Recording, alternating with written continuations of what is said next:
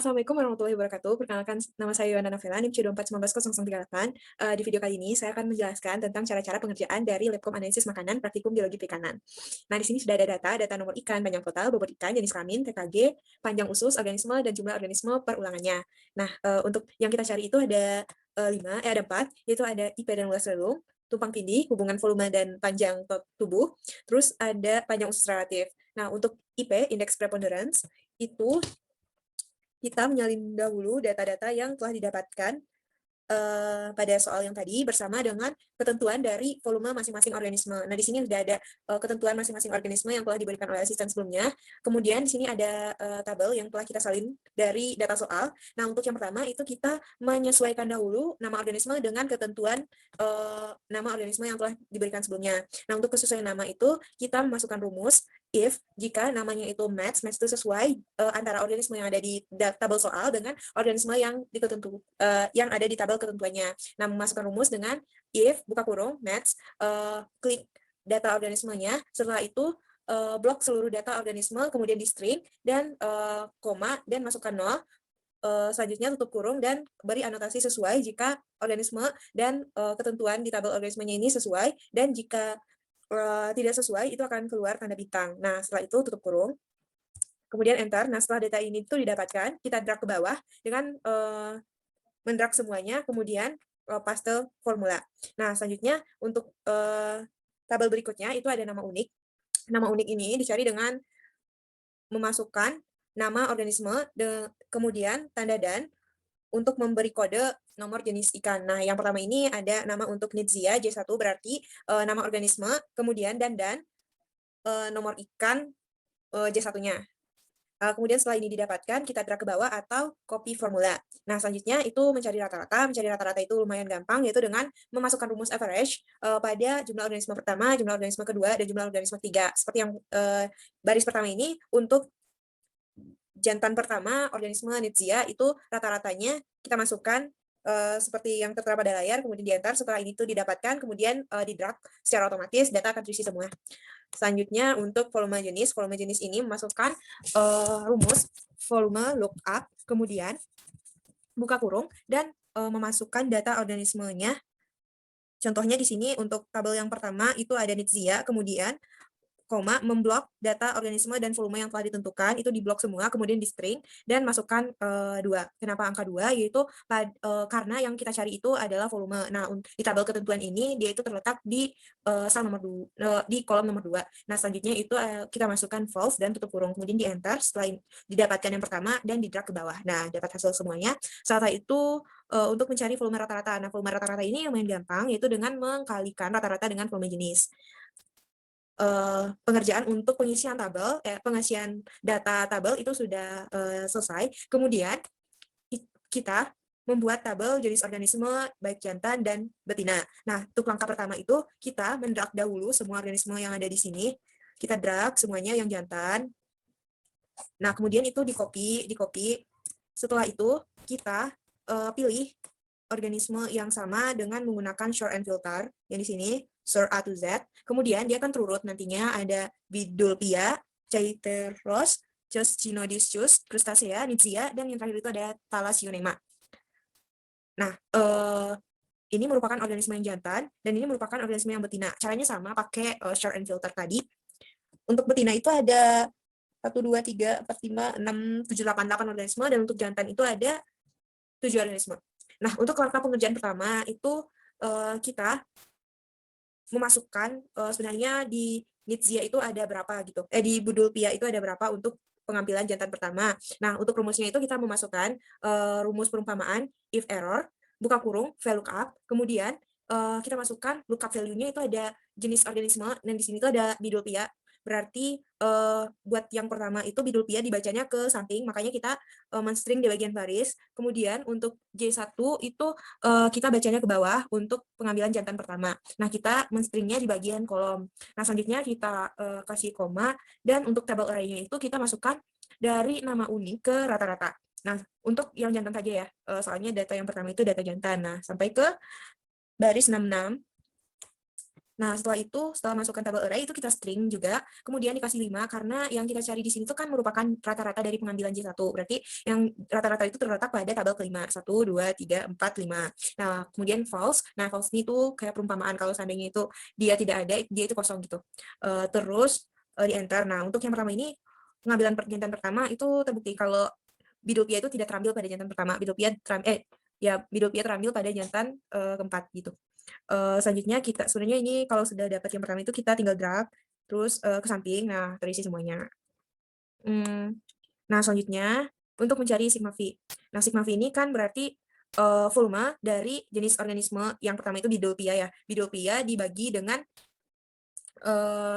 volume organisme total. Nah yang pertama itu berarti kita harus mencari dulu yang volume organisme di Bidopia di baris pertama itu berapa. Nah kita memasukkan rumus sum if. Berarti sum if ini rumus perumpamaan juga. Berarti di sini kita masukkan range-nya itu adalah volume, karena yang kita cari itu kan volume terambil Bidopia. Berarti kita masukkan volume ini juga di kita string, volume jantan yang kita string. Kemudian masukkan Bidopia, jenis organismenya.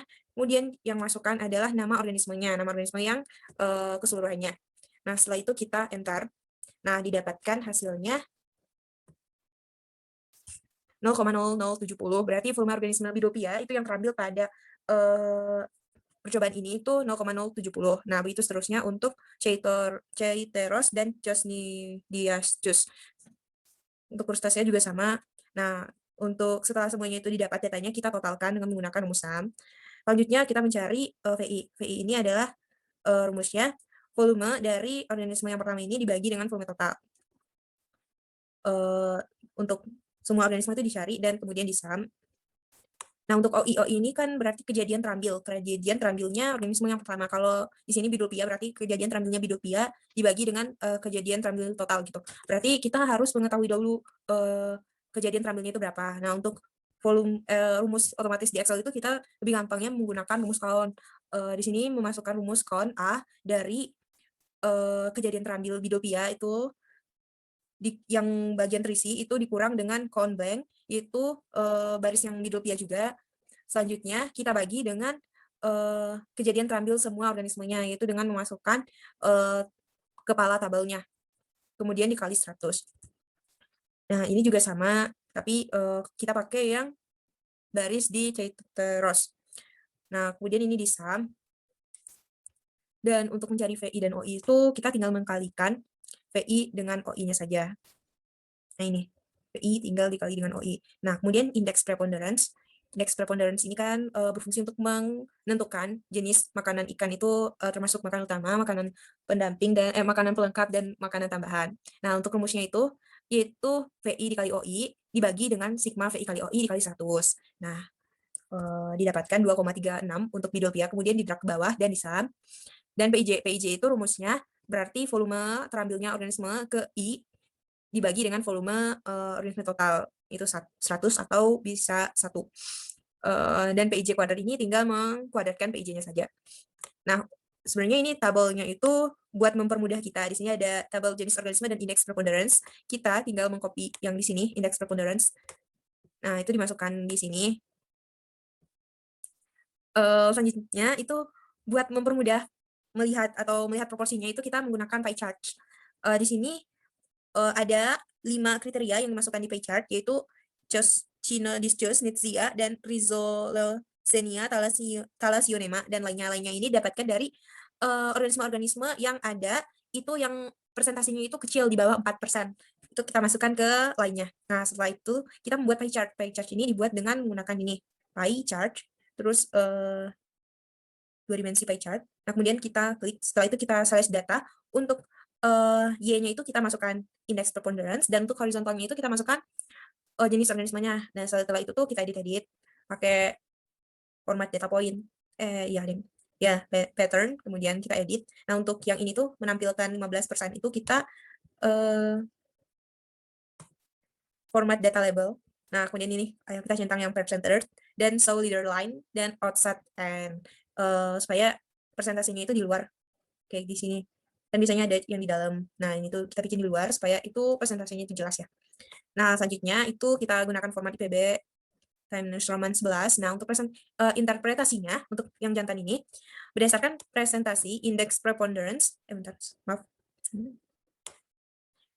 Berdasarkan indeks preponderance dapat disimpulkan bahwa ikan mengkonsumsi makanan yang beragam. Nah, makanan utama itu di sini yaitu yang besar dari 40%.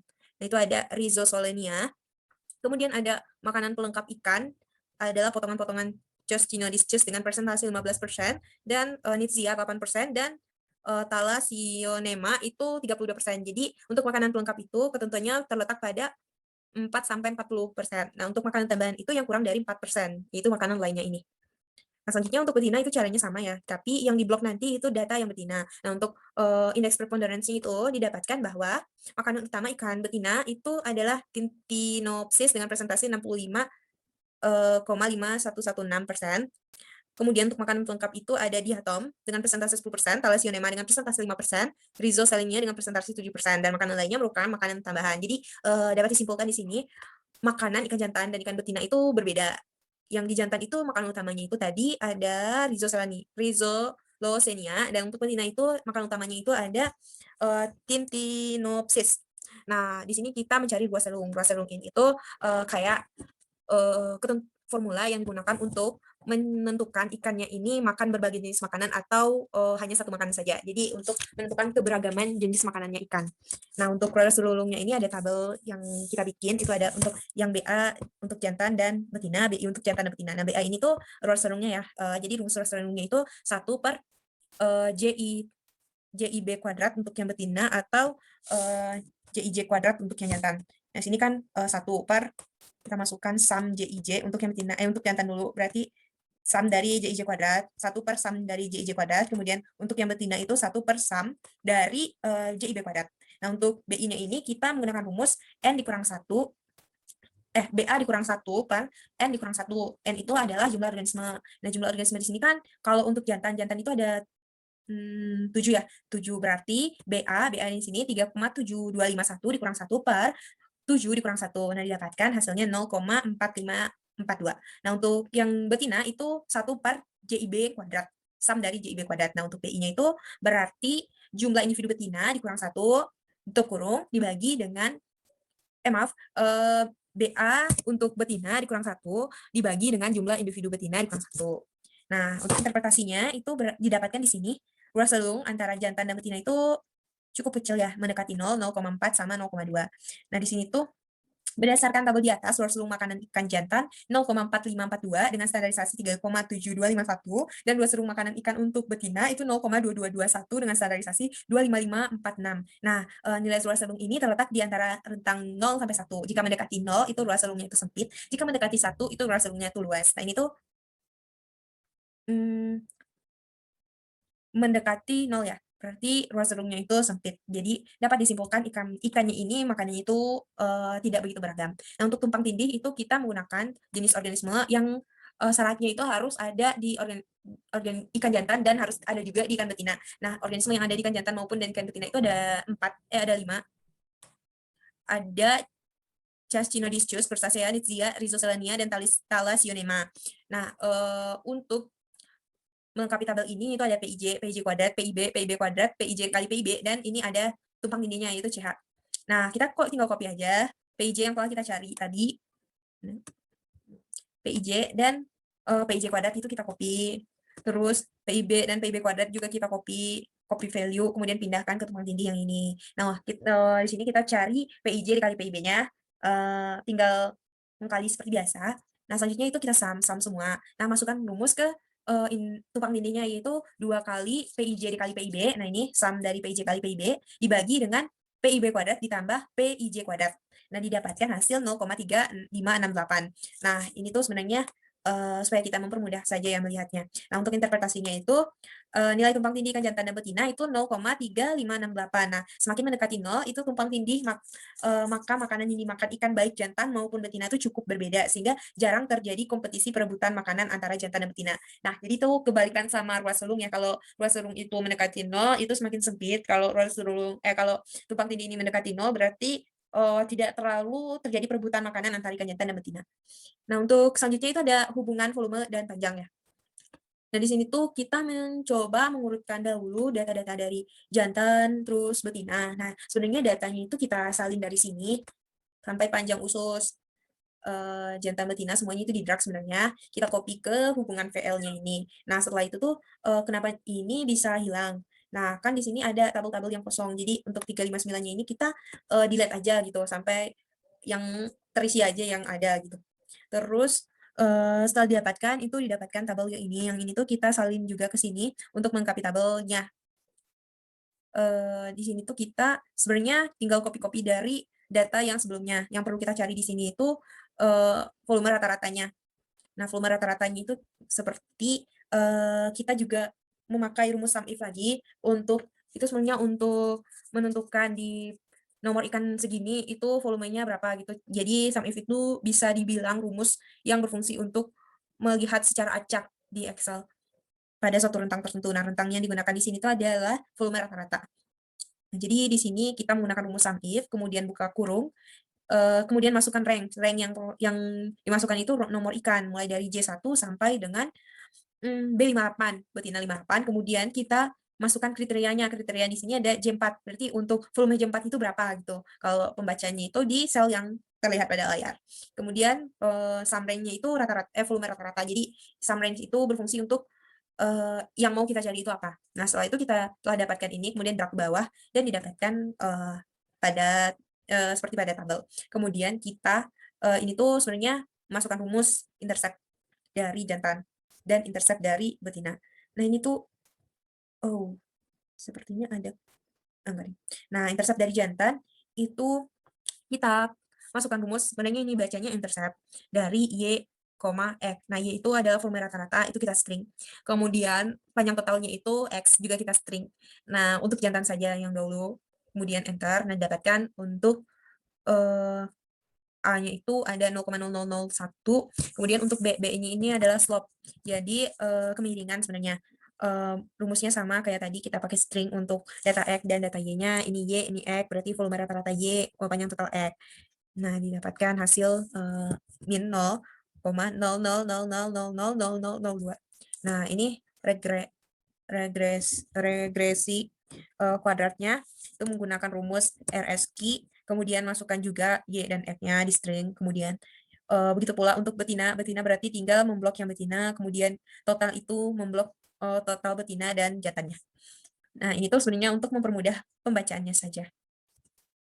Nah, untuk interpretasi, ini ada beberapa interpretasi. Interpretasi secara umum itu contohnya ya, berdasarkan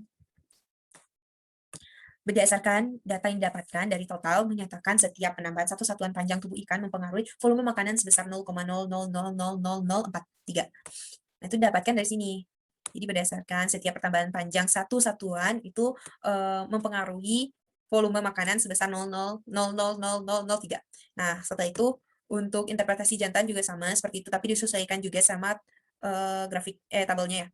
Nah, untuk betina ini sebenarnya mempermudah saja interpretasinya. Jadi dapat disimpulkan berdasarkan persamaan jantan setiap penambahan panjang tubuh ikan setiap satu satuan, yang berarti panjang tubuh dapat mempengaruhi volume makanan sebesar nilai dari B-nya. Sebesar nilai dari B. Mempengaruhi panjang tubuh sebesar nilai dari B dengan nilai A yaitu 0,00001 dengan determinasi. Nah, ini tuh determinasi 0,95%. Nah, untuk yang terakhir itu, hore, kita udah sampai ke terakhir. Itu di sini ada tabel yang berisi nomor ikan, panjang total, panjang usus yang telah panjang usus relatif, PUR, panjang usus rata-rata, dan keterangannya. Nah, di sini kita masukkan jenis ikannya itu dari J pertama sampai B48 dari data yang ini ya. Nah, kita sortir data yang ini. Kemudian panjang totalnya juga dari data yang tadi yang kita cari di sini itu panjang usus relatif itu panjang usus per panjang total tubuh. Nah, setelah yang pertama didapatkan itu tinggal di-drag ke bawah dan didapatkan semuanya. Nah, untuk panjang rata-ratanya ini tinggal mengaverage-kan dari panjang relatif. Nah, didapatkan panjang rata-rata itu 0,2579. Nah, berarti kalau kecil dari sebenarnya ini ada ketentuannya. Kalau kecil dari 1 itu karnivora, kemudian dari 1 sampai 3 itu omnivora, dan lebih panjang dari 3 itu herbivora. Nah, jadi yang didapatkan di sini kan 0,2579. Nah, berarti interpretasinya nilai PUR panjang usus rata-rata yang didapatkan adalah 0,279. Nah, nilai PUR ini kecil dari 1 sehingga dapat disimpulkan ikan ini bersifat karnivora. Udah habis. Terima kasih atas segala perhatiannya, mohon maaf atas segala kekurangannya. Sampai jumpa di video Labcom selanjutnya. Assalamualaikum warahmatullahi wabarakatuh. Hani. Oi.